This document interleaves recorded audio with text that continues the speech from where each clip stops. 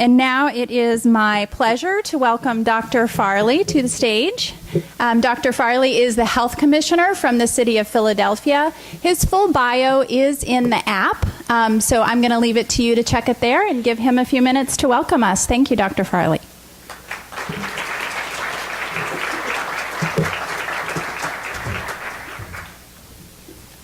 Thank you. Good morning and welcome to Philadelphia. This is a great city for those of you who haven't been here before. Great place to get some good food. It's a very walkable city. It's also a city that is the birthplace of American democracy. And these times when our democracy feels a little bit under threat, it's actually inspiring to go back and see what those young men, some bookish young men a long time ago who were suspicious about monarchy, thought about how they should design a system that was a government by the people. And it was a pretty radical idea at the time, and they put together those words in a building not too far from here. So go to Independence Hall, check it out. We all deserve a little inspiration every now and then. And check out the other museums while you're there. That democracy continues here in Philadelphia. So if you have time, you should also check out our City Hall. For those who haven't seen it, it's a beautiful, incredibly ornate building right smack in the center of the city at the corner of Broad Street and Market. It has a big courtyard, and it's designed so that you can walk right through the building no matter which street you're coming through. To send a message that government is at the center of our community, but the government is the people's house. And so that I find that inspiring every time I go by it. Now, I will have to say, we have an awful lot of battles there in City Hall, which I often lose. And there are times I'm not saying nice things about the democracy in Philadelphia. However, I certainly am grateful that we do live in a democracy and we have an opportunity to argue for public health issues and sometimes succeed. So I would be remiss if I didn't say that Philadelphia also has a great health department. Thank you. Which I take no credit for, but I'm certainly proud of. We are combine, to me, the best advantages of a state health department and a local health department. So first of all, we're big. We have about 1,200 staff, a budget of about $250 million, which gives us the depth to have expertise in a lot of areas. But at the same time, we're local. And this city is a city with the highest poverty rate of any big city in the country. So it has a lot of public health problems, which we can see with our own eyes and say, I'd like to fix that, put a program in place, evaluate it, and over a reasonable period of time see whether it made a difference. And that's an advantage that you don't have at the state health department level or certainly at the federal health department level. So it's really a pleasure for me to work with that health department. We're different from at least a number of health departments in that in addition to a lot of the traditional public health things, we run primary care clinics. We have 8 primary care clinics in the city that are very full service. They have, in addition to family medicines and prenatal care, we have dental care, we have pharmacy, we offer mammography, we have behavioral health services. We are treating people with opioid use disorder with buprenorphine in our clinics now. So it's an opportunity for us to participate in what is the most important aspects of the healthcare system at the same time. We also run the medical examiner's office, which provides us an eye into what's killing people and data on that, which is helpful in thinking about the city. And we also run the air pollution control function for the city. Air pollution is a public health problem that often has been farmed out to environmental agencies, but I'm glad that we have an opportunity to be part of it here. So this conference is about quality improvement and innovation. And I thought I'd just talk a few minutes about my perspectives as a health commissioner on quality improvement and innovation. And quality improvement is something I very much believe in. And I'm not just saying that because I'm here today. I really do believe in that. And to me, it's about using data to better understand what we do and to do a better job of saving lives. Now, as an aside, there's a lot of different uses of data, some of which I think people don't fully appreciate. It's not just about improving what our operations are every day. It's also about understanding the basic problem and developing a strategy to succeed, especially when there's a new problem. It's also a tool for advocacy, which I think a lot of people don't fully understand. For example, here in the city, we have the highest the highest drug overdose mortality rate of any big city in the country by far. And that is a tragedy, but that has also been a very successful tool for advocacy for us. It's something that I put up there in bright lights whenever I speak so that we can really get the kind of support and resources we need to address that problem. We also, as another example, are headed towards this, which is a trick that we used in the New York City Health Department. I'm going to be developing a very high-quality map of air pollution at the neighborhood level. So people can look at the map and they'll say, oh, gosh, the air quality in my neighborhood's not that good. Maybe the government ought to do something about that, and we can take advantage of that interest. But for all the different uses of data, data is very much important for performance improvement. And I work a lot in my role with other agencies, from human service agencies to the streets department. And to be honest, but just amongst us friends in this room, I'm surprised at how often other people manage by anecdote and not by data. To me, there's no question that in public health, we have more data and that we use it more and we use it better than any other agency I've seen. And that's wherever I've been.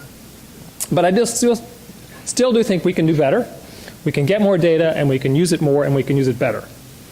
So to give you a sense of how we use our data for performance improvement, which may be similar to what people here in this room are doing in their own health departments, we have 7 divisions. Each of those divisions has metrics that we track on a quarterly basis.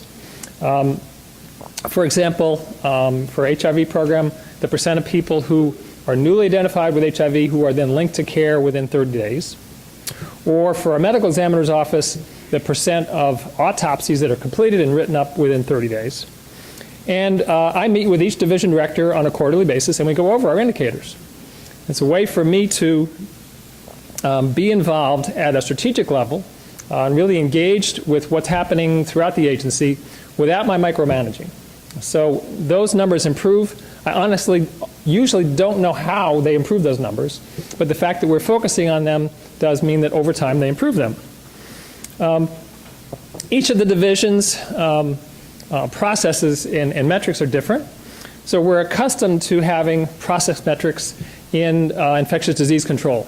There's a lot of traditional numbers that you are also probably tracking, such as our immunization coverage rates using our immunization registry. For TB, our TB completion rates. For STD, our partner notification metrics. We also use process data like that in environmental health. For example, we've been tracking the interval on average between when we inspect restaurants. It was too long. It was about 15 months. Now we're down to about 10 months. And the inspection failure rates as a measure for whether our restaurants are improving their food hygiene practices, which over time they are. Now, it is harder to come up with process metrics or even sometimes outcome metrics you can track on a quarterly basis for some of our other programs, particularly those that are more policy-based, like chronic disease. So for smoking, we can track smoking rates, but basically our measure is something we get once a year from a telephone survey. And we have process metrics like the dollars we spend on a per capita basis for our media campaigns to reduce smoking, which is okay, but not great. For obesity prevention, we have an outcome of sugary drink consumption, which, thanks to a soda tax that I have take no credit for, but we have a wonderful mayor who pushed through, is going down. But we really don't have good process metrics for obesity, and that's a problem. And that's something that we're trying to see how we can rectify.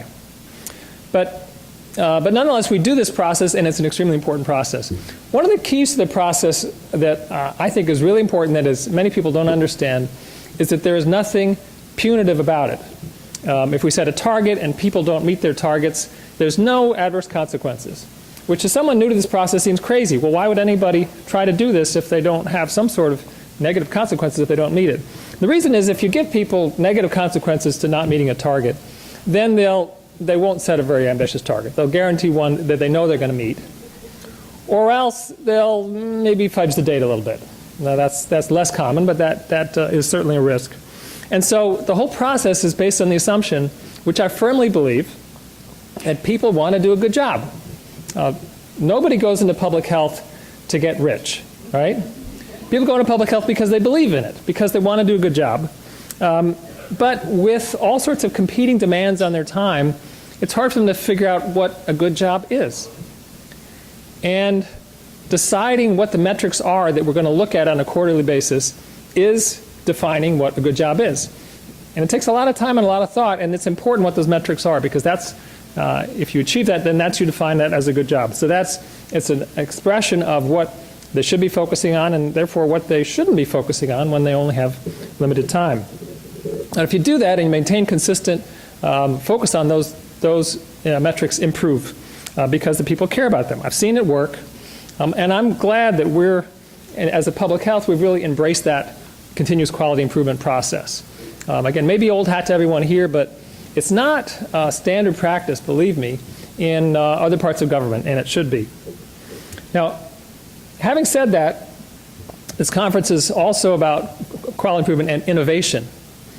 And quality improvement and innovation are different. And sometimes they're actually, I think, in opposition. So quality improvement is about finding a better way to achieve some kind of established outcome or improve an existing process. And there is definitely innovation in that. But larger in the scale innovation is about establishing an entirely new outcome or a new process. And that takes a very different sort of thinking entirely. So for example, in our lead poisoning prevention program, standard practice that I imagine all of you do here, we screen kids for lead. If their levels are high, we go into their homes. We try to remediate the property so that they don't have further exposure to lead. And we do quality improvement through that, so over time we try to have more kids identified, have more timely follow-up, get into more homes. That's good. But true innovation is something like what we're trying to do right now, which is to pass a policy that would require every landlord in the city to test and certify rental properties as being lead safe before kids move into them, so they don't get exposed in the first place. That's a shift from secondary prevention to primary prevention, and that's real innovation. Quality improvement, as another example to improving coverage for vaccine-preventable diseases, is having a better immunization registry, have people better tracked, and so we improve the rates of standard vaccine-preventable diseases. But innovation is passing a policy that says that every kid needs to have flu vaccine in order for entry into daycare. That's a lot harder to do because flu vaccine, something you have to give every year and only got a narrow window. It's fundamentally different processes at the level of the pediatrician's office. But that's where we're really going to make a difference in vaccine-preventable diseases, with flu really killing the most people by far now. So sometimes we get so caught up in the day-to-day quality improvements that we forget that we really need to do the innovation as well. So with my division directors, in addition to their metrics that we follow every quarter, on a calendar year basis, I say, I want you to tell me what you're going to do different this year. And they come up with ideas, and I say, well, I'm going to throw some ideas in there as well. And then there's a negotiation process. In the end, they may have 4 or 7 or 10 specific objectives for the year. Here's what we're going to do different this year. And again, if they don't meet it, but they tried, so be it. But at least we've laid it out there, and that is a sort of constant spur to true innovation. So as an example, today, the biggest public health threat here in Philadelphia is the opioid crisis. And we're still trying to design a strategy. As hard as we're working on it, we don't really know what is going to work. We certainly have outcome metrics. We know how many people are dying of drug overdoses. We know how many people are going into hospital emergency departments with non-fatal overdoses. But we don't have good process metrics yet because we don't know really what's going to work. So we need to innovate to address that threat. And that innovation is the hard part in public health, but also, for me, is the fun part. That's the part where we really think we really use the things we've learned over the years and say, okay, got a new problem, don't know what to do about it, how we're going to solve that. That's where really we earn our pay. So I hope during the conference here you talk about both. You talk about how to improve our existing processes, things we've been doing for years that we need to continue to do better, but also how we innovate and truly address new threats, as well as take an entirely new approach to some of our longstanding diseases. So find the data, figure out how to strategize about it, and measure it, and have a great conference.